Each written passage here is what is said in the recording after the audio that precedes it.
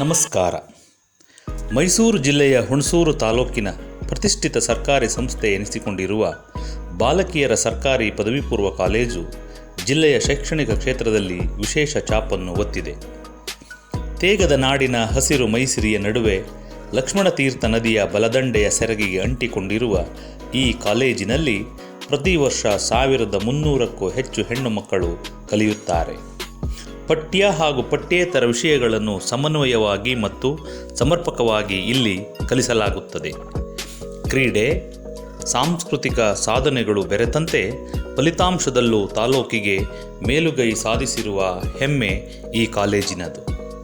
ವಿಜ್ಞಾನ, ವಾಣಿಜ್ಯ ಮತ್ತು ಕಲಾ ವಿಭಾಗಗಳಲ್ಲಿ ತಲಾ 2 ಸಂಯೋಜನೆಗಳಿದ್ದು, ಈ ಶೈಕ್ಷಣಿಕ ವರ್ಷದಿಂದ ವಿಜ್ಞಾನ ಮತ್ತು ವಾಣಿಜ್ಯ ವಿಷಯಗಳಿಗೆ ಕಂಪ್ಯೂಟರ್ ಶಿಕ್ಷಣವನ್ನು ಹೊಸದಾಗಿ ಸಂಯೋಜಿಸಲಾಗಿದೆ.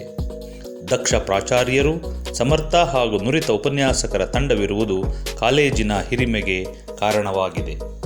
ಸುಸಜ್ಜಿತ ಕಟ್ಟಡ, ವ್ಯವಸ್ಥಿತ ತರಗತಿ ಕೋಣೆಗಳು, ಹೊಸತನದ ಪ್ರಯೋಗಾಲಯ, ಕಂಪ್ಯೂಟರ್ ಲ್ಯಾಬ್, ಗ್ರಂಥಾಲಯ, ಶುದ್ಧ ಕುಡಿಯುವ ನೀರು ಮುಂತಾದ ಮೂಲ ಸೌಕರ್ಯಗಳು ಆರ್ಥಿಕವಾಗಿ ಮತ್ತು ಸಾಮಾಜಿಕವಾಗಿ ಹಿಂದುಳಿದ ಮಕ್ಕಳಿಗೆ ದಕ್ಕುತ್ತವೆ ಎಂಬುದೇ ಇಲ್ಲಿನ ಸಾರ್ಥಕ ಭಾವ. ಸುತ್ತಮುತ್ತಲಿನ ತಾಲೂಕಿನ ಜನತೆಗೆ ಬಾಲಕಿಯರ ಸರ್ಕಾರಿ ಪದವಿ ಪೂರ್ವ ಕಾಲೇಜು ಹುಣಸೂರು ಇಲ್ಲಿಯ ಪ್ರಾಚಾರ್ಯನಾದ ರಾಮೇಗೌಡನ ನಮಸ್ಕಾರಗಳು. ನಮ್ಮ ಕಾಲೇಜು ತಾಲೂಕಿನಲ್ಲಿ ಅತಿ ಹೆಚ್ಚು ಸಂಖ್ಯೆಯ ಉಳ್ಳ ಸರ್ಕಾರಿ ಪದವಿ ಪೂರ್ವ ಕಾಲೇಜಾಗಿದೆ. ಒಂದು ಖಾಸಗಿ ಕಾಲೇಜಿನಲ್ಲಿ ಏನು ಸಂಯೋಜನೆಗಳು ಇರಬೇಕೋ ಆ ಎಲ್ಲ ಸಂಯೋಜನೆಗಳು ನಮ್ಮಲ್ಲಿ ನಡೀತಾ ಇದೆ.